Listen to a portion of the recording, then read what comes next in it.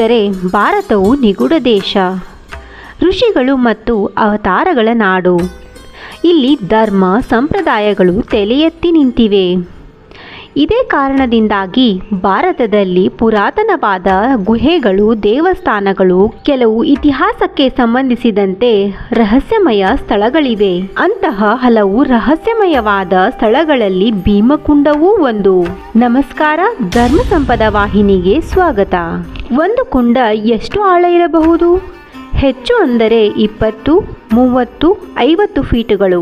ಆದರೆ ಮಧ್ಯಪ್ರದೇಶದ ಛತ್ತಾಪುರ್ ಜಿಲ್ಲೆಯ ಭಜ್ನಾ ಗ್ರಾಮದ ಬಳಿ ಇರುವ ಭೀಮಕುಂಡದ ಆಳವನ್ನು ಇನ್ನೂ ಪತ್ತೆ ಹಚ್ಚಲು ಸಾಧ್ಯವಾಗಿಲ್ಲ.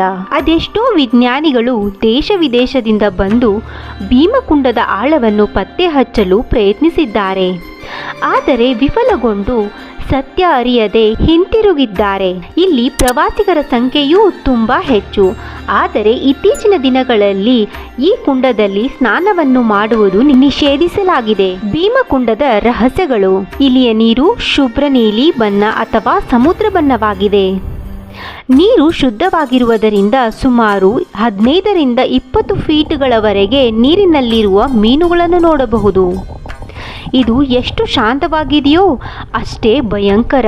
ಸಾಮಾನ್ಯವಾಗಿ ನೀರಿನಲ್ಲಿ ಸತ್ತ ವ್ಯಕ್ತಿಯ ಶವ ಮೇಲೆ ಬಂದು ತೇಲುತ್ತದೆ.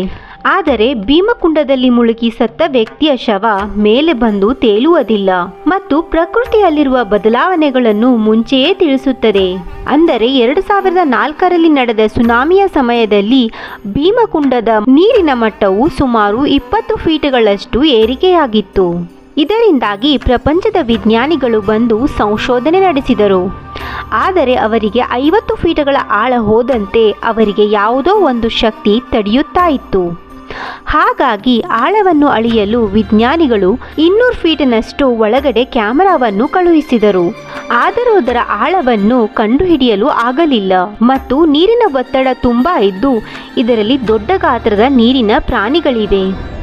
ಆ ಪ್ರಾಣಿಗಳು ಅಥವಾ ಮೀನುಗಳು ಸಮುದ್ರದ ಆಳದಲ್ಲಿರುವ ಪ್ರಾಣಿಗಳು.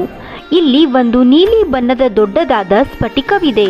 ಅಷ್ಟೇ ಅಲ್ಲದೆ ಜಪಾನ್ ಮತ್ತು ನೇಪಾಳದ ಭೂಕಂಪದ ಸಮಯದಲ್ಲಿ ಭೀಮಕುಂಡದ ನೀರು ಹೆಚ್ಚಾಗುತ್ತಾ ಅಲೆಗಳಂತೆ ಹೊರಹೊಮ್ಮುತ್ತಿತ್ತು.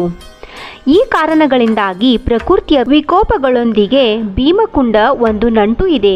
ಭೀಮಕುಂಡದ ನೀರು ಗಂಗಾಜಲದ ತರಹ ನೀರಿನಲ್ಲಿ ಕ್ರಿಮಿಕೀಟಗಳು ಆಗುವುದಿಲ್ಲ. ಇದರಿಂದಾಗಿ ಈ ನೀರನ್ನು ಶೇಖರಿಸಿ ತೆಗೆದುಕೊಂಡು ಹೋಗುತ್ತಾರೆ. ಈ ಭೀಮಕುಂಡವು ಯಾವುದೇ ಹಿಮಾಲಯ ಪರ್ವತಗಳ ಸಂಪರ್ಕ ಹೊಂದಿಲ್ಲ. ಆದರೂ ಇಲ್ಲಿಯ ನೀರು ಅಲ್ಲಿಯ ನೀರಿನ ಹಾಗೆಯೇ ಶುದ್ಧವಾಗಿದೆ ಮತ್ತು ನೀರನ್ನು ಎಷ್ಟು ಬಳಸಿದರೂ ಅದರ ಮಟ್ಟ ಸ್ಥಿರವಾಗಿರುತ್ತದೆ. ದಾಹವಾಗಿರುವ ವ್ಯಕ್ತಿ 2-3 ಹನಿ ನೀರು ಕುಡಿದರೆ ಸಾಕು, ದಾಹ ತಂಗುತ್ತದೆ. ಭೀಮಕುಂಡದಲ್ಲಿ ಸಕಾರಾತ್ಮಕ ಶಕ್ತಿಯು ತುಂಬ ಇದೆ. ಅದಕ್ಕಾಗಿ ಇಲ್ಲಿ ಸಾಧು ಸಂತರು ಬಂದು ತಮ್ಮ ಸಾಧನೆಗಳನ್ನು ಮಾಡುತ್ತಿದ್ದರು. ಈ ನೀರಿನಲ್ಲಿ ಪ್ರತಿನಿತ್ಯ ಸ್ನಾನ ಮಾಡುವುದರಿಂದ ಚರ್ಮರೋಗ ನಿವಾರಣೆಯಾಗುತ್ತದೆ ಎಂದು ನಂಬಲಾಗುತ್ತದೆ. ಭೀಮಕುಂಡದ ದಂತಕಥೆ. ಭೀಮಕುಂಡದ ಇತಿಹಾಸವು ಮಹಾಭಾರತದ ಜೊತೆಗೆ ನಂಟು ಹೊಂದಿದೆ. ಪಾಂಡವರು ಕೌರವರ ಜೊತೆಗೆ ಪಂದ್ಯದಲ್ಲಿ ಸೋತ ನಂತರ ಅಜ್ಞಾತವಾಸಕ್ಕೆ ಹೊರಟರು. ಆ ಸಮಯದಲ್ಲಿ ದ್ರೌಪದಿಗೆ ತುಂಬ ಬಾಯಾರಿಕೆ ಆಯಿತು. ದಟ್ಟ ಕಾಡದಲ್ಲಿ ಪಾಂಡವರು ನೀರಿಗಾಗಿ ಅಲೆದಾಡಿದರು. ಎಲ್ಲಿಯೂ ಸಹ ನೀರು ಸಿಗಲಿಲ್ಲ. ದ್ರೌಪದಿಯ ಜೊತೆಗೆ ಪಾಂಡವರಿಗೂ ಸಹ ಬಾಯಾರಿಕೆ ಆಯಿತು. ಆಗ ಭೀಮ ಕೋಪದಿಂದ ತನ್ನ ಗದೆಯನ್ನು ಭೂಮಿಯ ಮೇಲೆ ಜೋರಾಗಿ ಹೊಡೆದ. ಇದರಿಂದಾಗಿ ಭೂಮಿಯಿಂದ ನೀರು ಹೊರಹೊಮ್ಮಿತು ಮತ್ತು ಎಲ್ಲರೂ ತಮ್ಮ ಬಾಯಾರಿಕೆಯನ್ನು ಆರಿಸಿದರು. ಆ ಸಮಯದಿಂದ ಇದನ್ನು ಭೀಮಕುಂಡ ಎಂದು ಕರೆಯುತ್ತಾರೆ. ವನವಾಸದ ಬಹುಕಾಲ ಸಮಯವನ್ನು ಪಾಂಡವರು ಇಲ್ಲಿಯೇ ಕಳೆದಿದ್ದರು. ಹಾಗೆಯೇ ಇಲ್ಲಿ ಗುಹೆಯಲ್ಲಿ ಶಿವನನ್ನು ಪೂಜೆ ಮಾಡುತ್ತಿದ್ದರು. ಇದರ ಸಾಕ್ಷಿಗಾಗಿ ಭೀಮಕುಂಡದ ಬಳಿ ಗುಹೆ ಇದೆ. ಇದರಲ್ಲಿ ಶಿವಲಿಂಗವೂ ಇದೆ. ಧನ್ಯವಾದಗಳು.